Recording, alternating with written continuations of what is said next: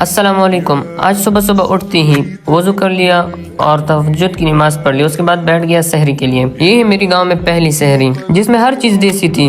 سحری کرتی ہی بیٹھ گیا اپنے رب کو یاد کرنے کے لیے۔ افطاری کرتے ہی فلسطین کو بھی اپنے دعا میں یاد کر لیا۔ آپ لوگوں سے بھی اپیل ہے کہ فلسطین کو خامخواہ دعا میں یاد رکھیں۔ اس کے بعد میں سو گیا۔ گہری روشنی، پرندوں کی چہچہاہٹ اور بچوں کے شور نے آخرکار مجھے اٹھا ہی لیا اور حاضر ہو گیا آپ لوگوں کے سامنے۔ پچھلے ولاگ میں نے ریگستان اس لیے کہا تھا کہ یہاں پہ ہر جگہ اس طرح کا ریت ہے اور یہاں کے پرو رائڈرز کو اگر روڈوں پہ چھوڑ دیا تو وہ کمال کر ڈالیں گے، کیونکہ یہاں پہ لوگ بائک کو نہیں چلاتے بلکہ بائک لوگوں کو چلاتا ہے۔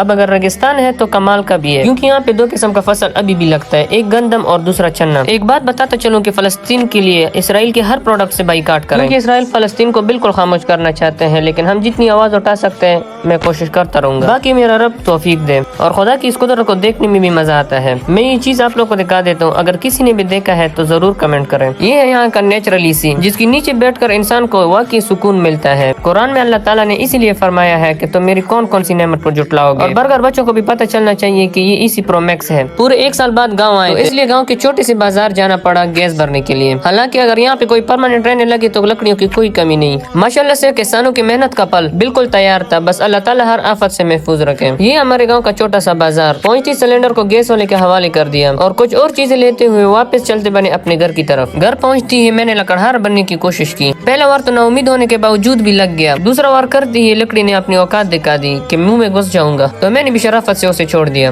یہ ہمارے خاندان کا حماد صافی لائٹ اور یہ اس کا چھوٹا بھائی۔ بہت جلد اس حماد صافی لائٹ سے باتیں کریں گے، لیکن مسئلہ یہ ہے کہ یہ باتیں صرف پشتون انڈرسٹینڈ کر پائیں گے۔ شہر میں ہر بچے کو پیسوں کی چل لگی ہوئی تھی، لیکن یہاں پہ یہ بیر ہی ہے۔ ہر چھوٹے اور بڑے کے ہاتھ میں آپ کو یہ بیر نظر آئیں گے، اور اس کا ٹیسٹ تو ماشاءاللہ سے بہت زبردست ہے۔ میرا بھی بیر کھانے کو دل کر رہا تھا، لیکن روزہ تھا تو روزہ بھی خراب نہیں کرنا تھا، تو اٹھ گیا ان سے، اور اتنے ناکام کام کرنے کے بعد افطاری کا انتظار کرنے لگ گیا۔ تو ملتے ہیں نئے ولاگ میں، خدا حافظ۔